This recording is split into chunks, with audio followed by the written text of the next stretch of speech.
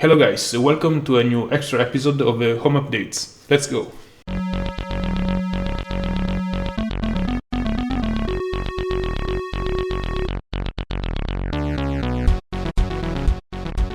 I received a PS1 with the controller. It was unused from some time, so I cleaned up the plastic and I tried if it was working.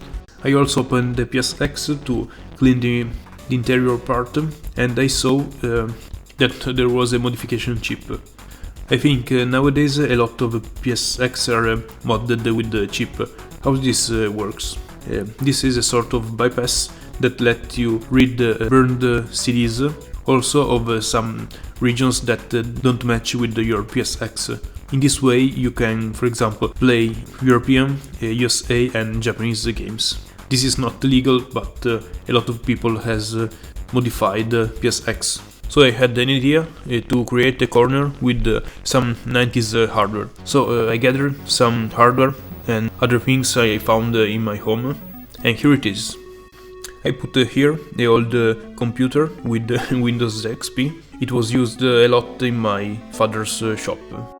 This is a CRT monitor. It was quite yellowish, so I found some tutorials to do the retro brighting. This is a chemical process to make your plastics return to quite the original color. Here's how it's done. It consists of two parts. Hydrogen peroxide, but for big parts you have to use a lot and it can cost a bit. Or you can use something else, the oxygen used for turn your hair blonde. This way you can simply apply to the surface with some vanish. This is a strange mix, but it works. For the second part you can do in two different ways, or you can put your plastics under the direct sun rays, but depending on the size of your plastics it can take a lot of days. Else you can buy, as I did, a ultraviolet LED strip and put it around your plastics transparent box with a lid and make it turn on and take it overnight. Or if the colors still remains a bit yellow, you can repeat the process. For example, my screen color didn't become perfect as the beginning, but it was a lot better than as I found it. I did the process twice. This is the PS1. My idea was to use another CRT monitor of an old computer as a screen. The problem is that CRT monitors are quite different than CRT TVs. Monitors are progressive and TVs are interlaced. What's the difference? Let's see. I bought a RCA VGA converter. I plugged to the cables of the PSX and of the CRT monitor, but the image was so strange. Color were not correct and all the picture was in stripes.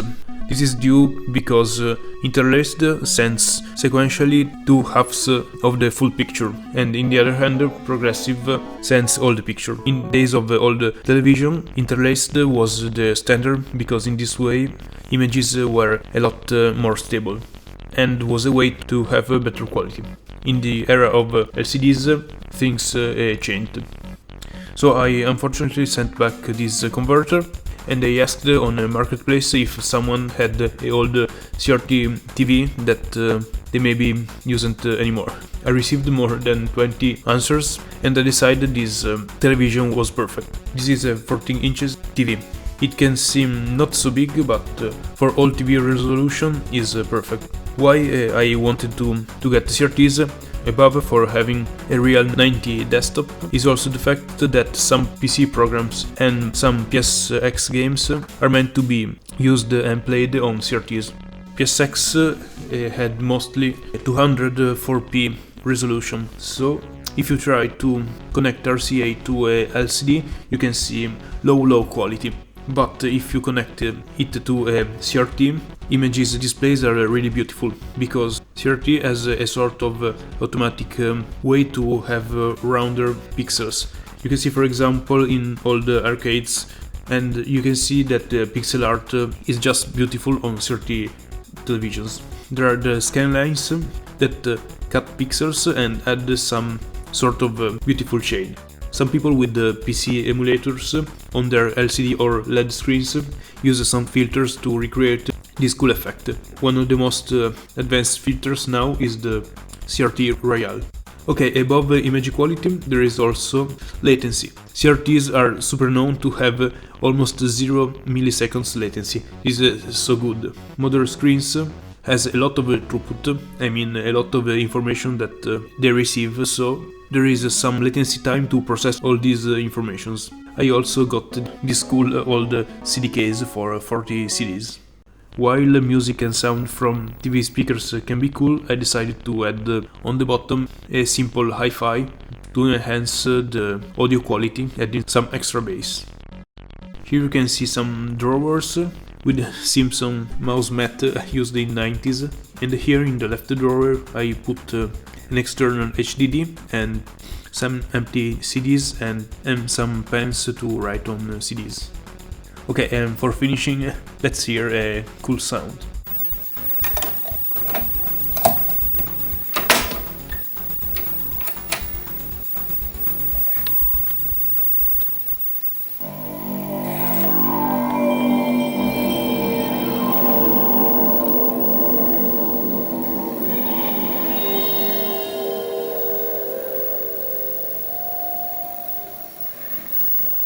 Okay, I hope you enjoyed this extra part.